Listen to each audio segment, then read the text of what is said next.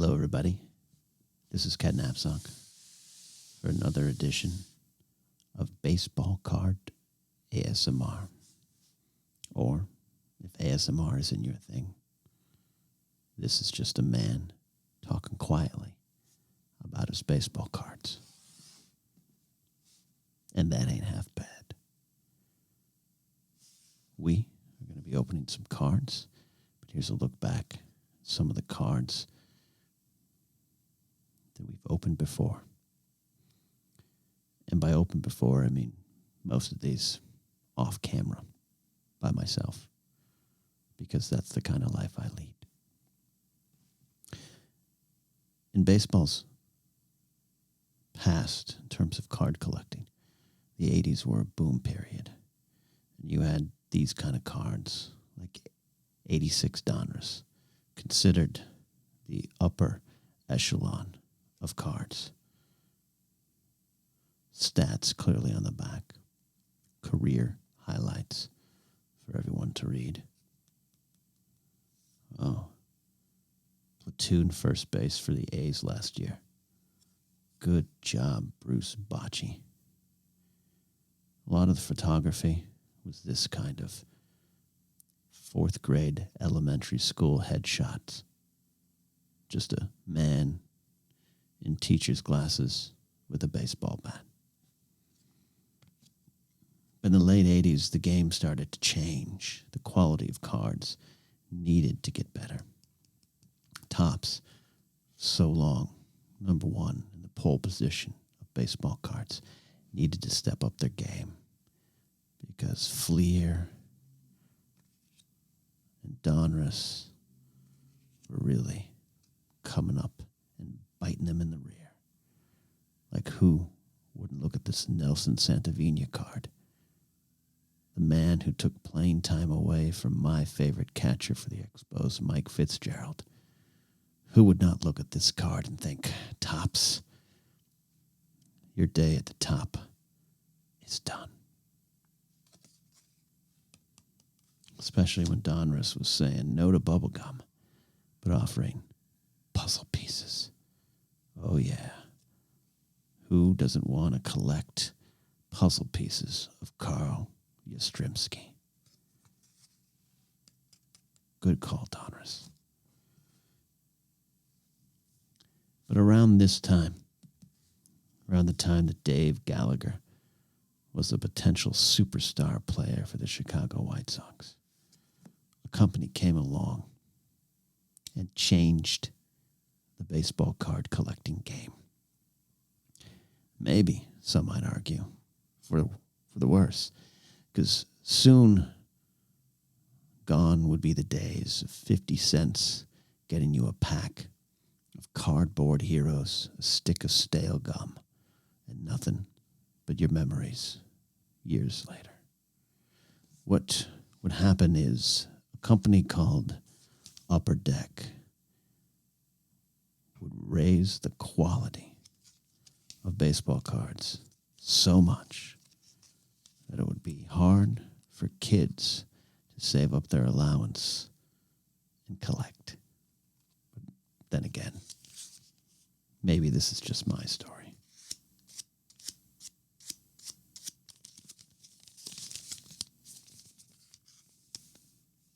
Great packaging, though. We're going to open up this pack and say goodbye to these low-quality cards. It's Upper Deck. You want a clean surface as possible. It's just a paint chip on this cheap desk, but don't tell Upper Deck that.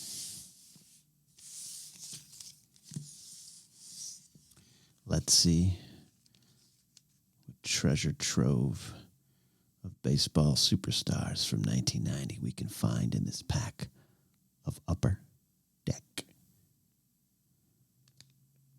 Season tickets contest rules. Ooh, you could win 4 1991 season tickets to a stadium of your choice. All you had to do was guess the two ALCS and NLCS playoff teams and the World Series champion to win 4 1991 season tickets to a stadium of your choice. I wonder who won that. If you happen to be watching this video, not knowing why your life led you to this moment and you won these season tickets, please leave a comment below. All right, 1990 Upper Deck. If I was opening this pack back in the day, I'd be hoping, praying for a Bo Jackson, Ken Griffey Jr. second year, maybe a Brett Saberhagen. He was just coming off a really good Cy Young Award-winning season, though in 1989 in the American League. Name me 3 other pitchers that were better than Saberhagen. You can't. That's my point. All right, I'll shut up. The 1989 National League Cy Young Award winner was Mark Davis, a closer for the Padres. That was back when closers weren't quite the superstars they'd become a little bit later on. Mark Davis wowed baseball with, I think, about 44 saves, won the Cy Young Award, cashed in on a big contract with Saberhagen's Kansas City Royals, where he'd almost never be heard from again.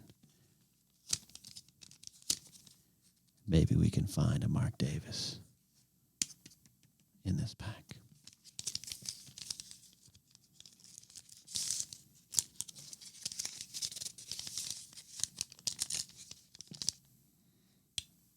Kind of hope there's a golden ticket in here too.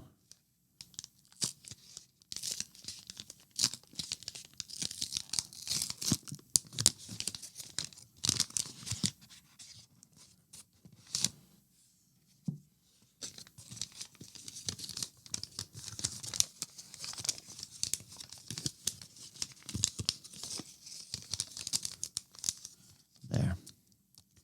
Now you could reseal it.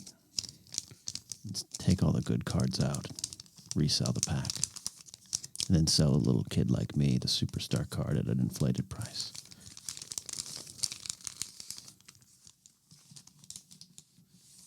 More crinkles later. Upper Deck showed up.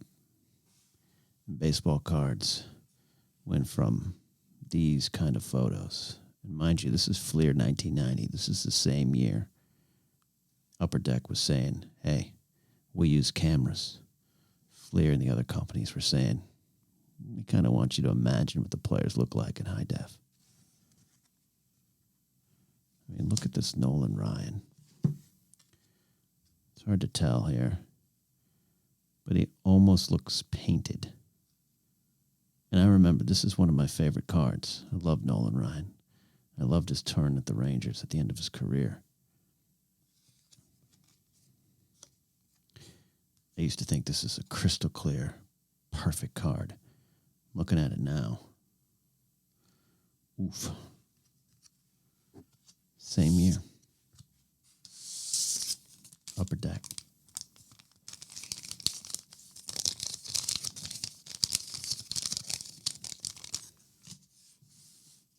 Changing the game.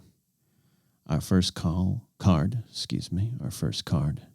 is the bespectacled Vance Law. You had the little hologram here, which was the seal of approval that this card and this pack was not tampered with. Vance Law, of course, played for the Montreal Expos, but you all know that before going to the Cubs. He did not have a great year in 1989, but that was a NLCS team for the Cubs that year. Young Mark Grace jumping on grenades and leading the team to the postseason. But Vance Law batted .235. Yeah, wow. That's some small print.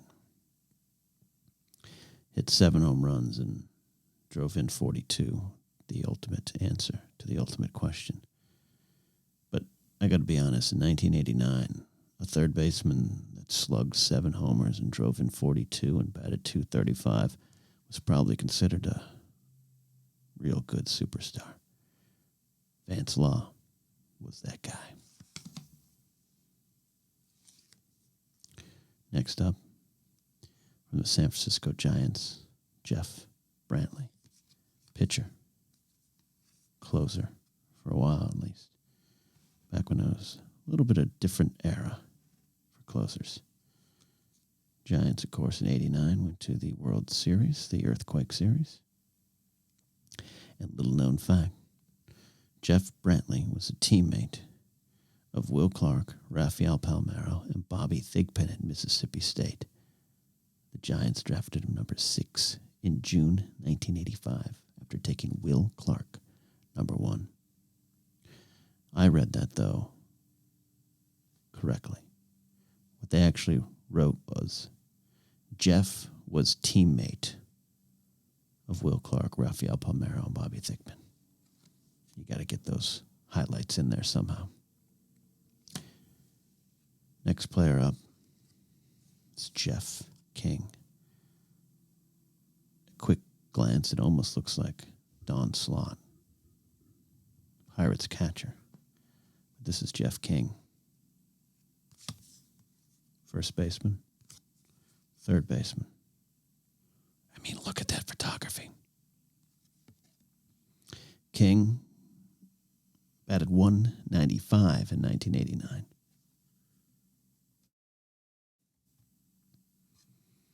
But he had a bright future.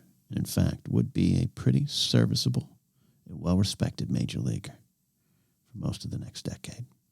And was part of the Pirates' resurgence in the early 90s. So if you got some of those 1991 season tickets and you chose Three Rivers Stadium, you would have seen Jeff King hit some bombs. Next up is Dion James for the Cleveland Ball Club. Yes, I know not everyone is excited about their name change, but looking back now, I might call that logo problematic. What I loved about Upper Deck is the photography on the back was eons ahead of the photography on the front of most cards at the time. It's like you were getting 2 cards for the price of 17. Dion James had a good career as a backup outfielder. I used to watch him on the old Braves broadcasts in the late 80s on WTBS, back when the Braves were shite and trying to build for what they hoped would be a better future, a good future that did come. Dion James, not part of that. You want to talk about relief aces? This is Jim Gott. He spent some time with the Dodgers later on.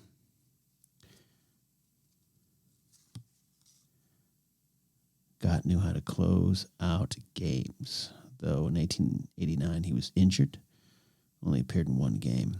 In 1988, after coming over to the Pirates in 87 from the Giants, Gott locked down 34 games. Crinkle break.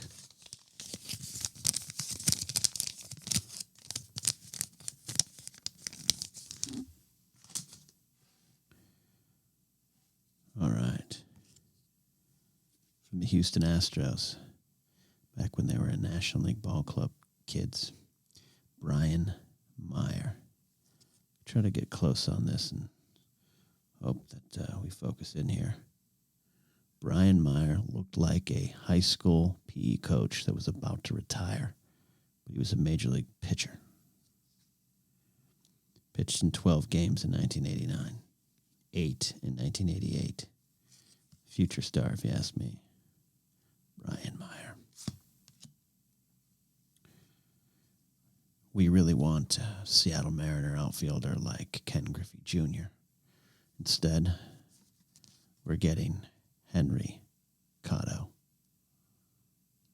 it's no disrespect to Henry Cotto. A man who wore that mustache and was able to smile that big deserves our respect.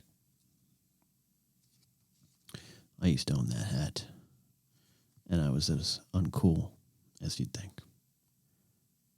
Cotto actually started his career at the Yankees at Promise.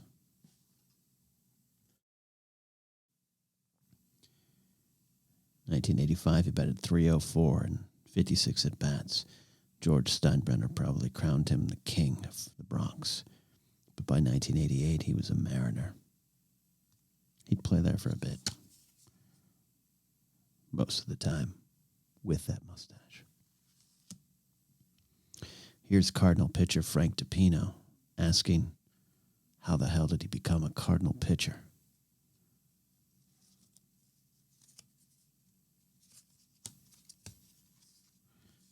Topino was a serviceable left-hand pitcher. Astros, Cubs, Cardinals. He did go, you can't probably see it there, 9-0 with a 2.45 ERA in 67 games. Not a bad cop. We're lacking the superstar card that we need to make our collection robust. Every Upper Deck card came with a hologram sticker.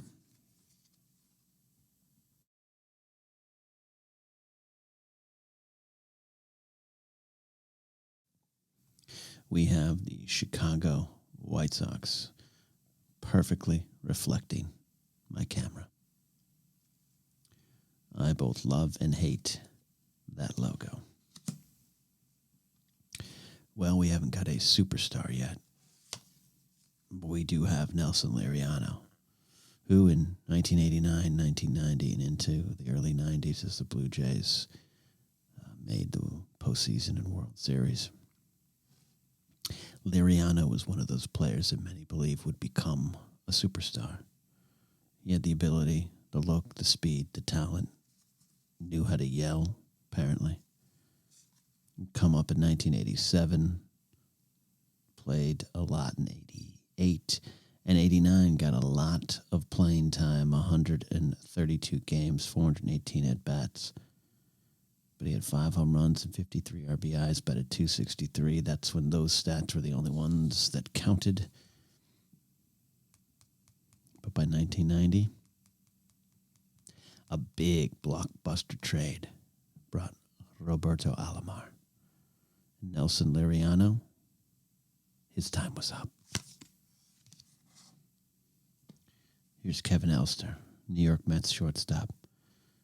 You think we want superstars, but you're getting Kevin Ellster, who at one point was one of the best defensive shortstops in baseball.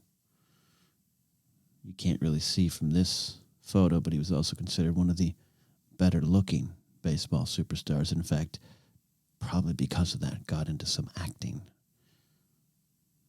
Did play for the Minnesota Twins. Had a big year with them, I believe, later on, where he hit a massive amount of home runs for someone who never really hit home runs.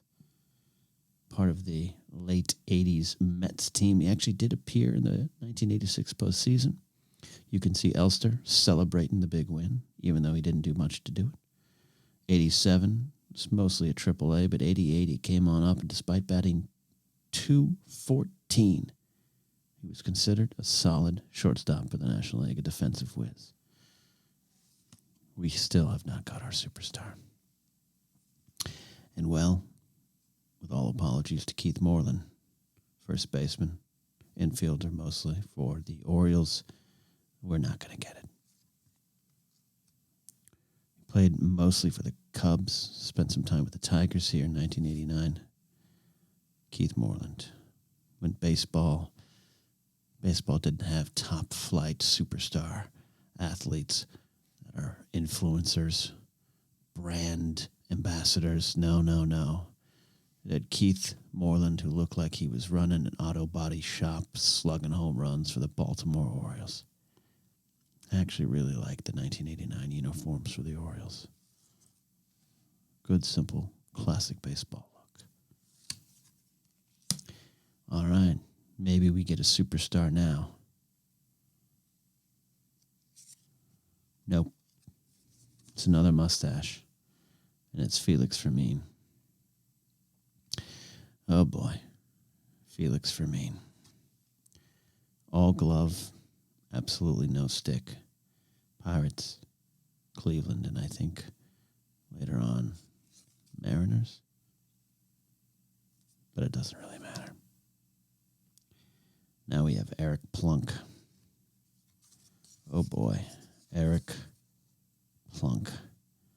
That's the face of a guy who wasn't afraid to plunk you. Get it? Because this is a pitcher. He's a pitcher. I feel sorry for Eric Plunk. He was a good relief pitcher for the A's and Yankees. Pitched a while in the bigs. But unfortunately, he probably had to go through junior high with that name. It probably wasn't until he got into high school and became a superstar athlete, drawing attention of baseball scouts everywhere, that no one made fun of his name, Eric Plunk. 2 cards left. We have to ask ourselves, will we get a superstar? I'm going to keep the mystery for you all, because Paul Ossenmacher is not the superstar we wanted. It's a lot of letters to choke on. Ossenmacher, Cubs, Braves, I believe, Blue Jays even at one point. Appeared in the postseason for the Cubs in '89. It's a good lefty, get you outs. But that's not a superstar. Final card in this pack of 1990 Upper Deck. What a glorious year for baseball. And we've got ourselves Harold Reynolds, second baseman, Seattle Mariners. Well, it's a good shot on the back. Nothing against Harold Reynolds. He did bat .300 in 1989, was a all-star second baseman. Definitely a shining star in Seattle when there was not a lot of stars shining bright. Harold Reynolds, not the superstar we wanted out of this pack. So there you have it. 1990 Upper Deck. Quality cards changed the game, but unfortunately couldn't get you the baseball superstar card that would make you feel like you had self-worth, or to make you feel like you saved up your allowance for a reason. But at least it had a nice, crinkly pack.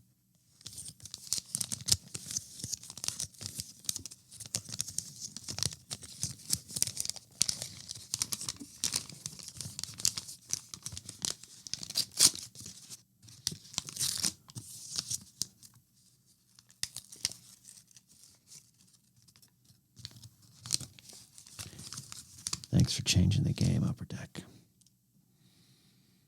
Thanks for wasting my allowance money. We'll see you next time